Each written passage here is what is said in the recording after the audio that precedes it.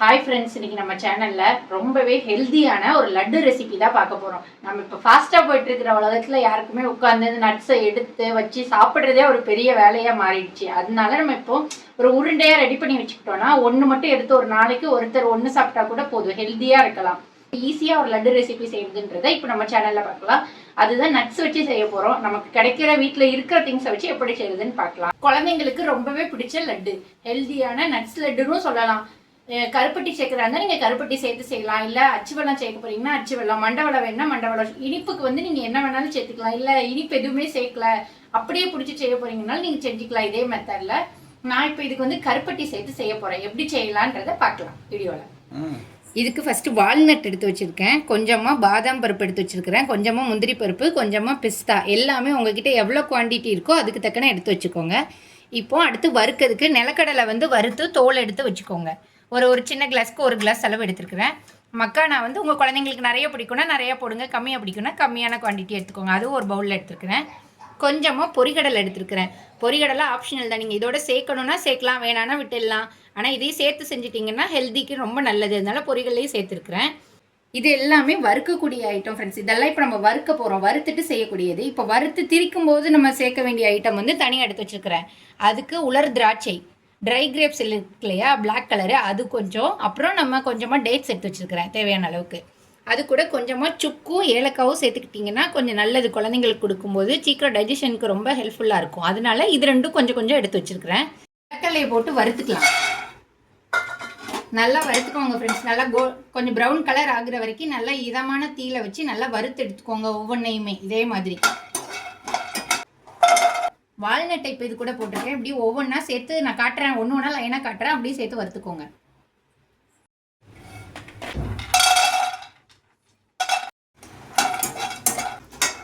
கருகு வறுக்காம light colour வர்ற மாதிரி வறுத்துக்கோங்க.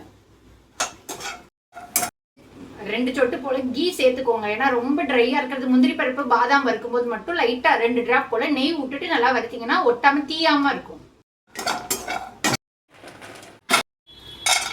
இப்போ பாதாம் பருப்பு நல்லா வறுத்துக்கோங்க, அதையும் லைட் ப்ரௌன் ஆகிற வரைக்கும். இப்போ பாதாம் பருப்பையும் இதே மாதிரி வறுத்துக்கலாம்.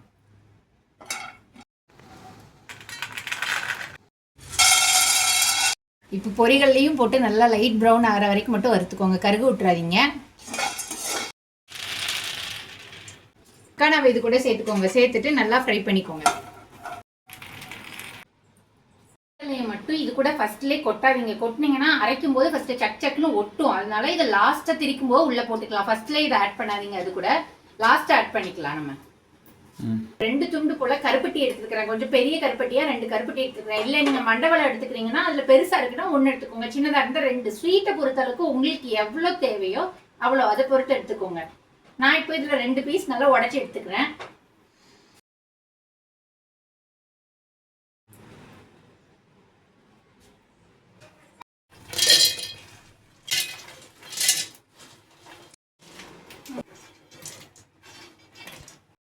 சுக்கு ஏலக்காய் எடுத்து வச்சிருக்கோம்ல, அதை இது கூட உள்ள ஆட் பண்ணிக்கோங்க திரிக்கும் போது.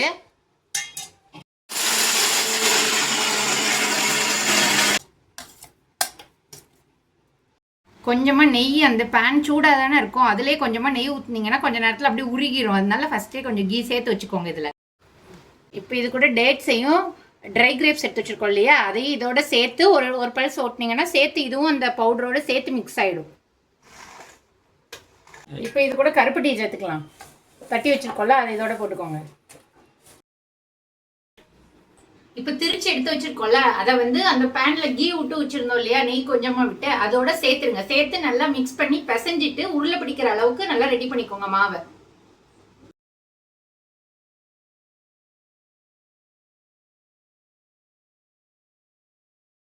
இதை நல்லா இப்படி உதுத்து நல்லா பிசைஞ்சு விட்டுக்கோங்க. நெய்ல கட்டியே இருக்கக்கூடாது. நல்லா இப்படி உதுத்து லட்டு பிடிப்போம் இல்லையா, அந்த மாதிரி பொரிகள்ல உருண்டை அதெல்லாம் செய்வோம்ல, அந்த மாதிரி நல்லா உதுத்து அப்படியே விட்டு நல்லா பிசைஞ்சுக்கோங்க. இதை போது பதம் வரல, உங்களுக்கு கொஞ்சம் உதிரியாவே இருக்கிற மாதிரி தோணுச்சு அப்படின்னா கொஞ்சமா கீ இதுல சேர்த்துக்கோங்க. தேவையான அளவுக்கு மட்டும் கொஞ்சமா ஆட் பண்ணிக்கோங்க. திருப்பி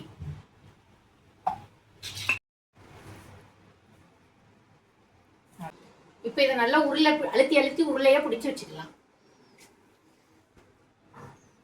ஃப்ரெண்ட்ஸ், நட்ஸே சாப்பிடாத குழந்தைங்களா இருந்தாங்கன்னா கண்டிப்பாக நட்ஸை டப்பாவில் போட்டு கொடுத்தோம்னா சாப்பிட மாட்டாங்க. அதை நம்ம இப்படி பவுடர் பண்ணி திரிச்சு கொடுத்துட்டோம்னா அவங்க சூப்பராக விரும்பி சாப்பிடுவாங்கல்ல. ஏதோ ஒரு ஸ்நாக்ஸ் கொடுக்கறதுக்கு பதிலாக நம்ம வீட்டிலேயே ரெடி பண்ண ஹோம்மேட் லட்டு கொடுத்தா ரொம்ப ஹெல்த்தியாக இருக்கும் ஃப்ரெண்ட்ஸ். அதனால தான் இதை ட்ரை பண்ணி பாருங்கள் மறக்காமல்.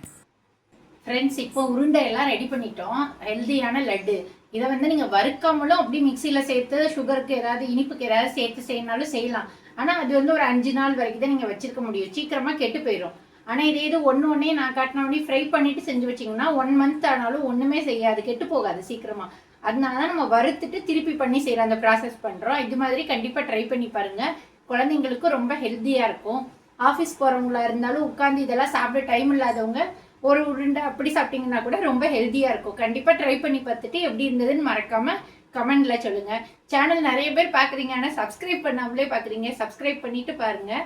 லைக் பண்ணுங்கள், ஷேர் பண்ணுங்கள், கமெண்ட் பண்ணுங்கள். சேனலை மறக்காமல் சப்ஸ்கிரைப் பண்ணுங்கள்.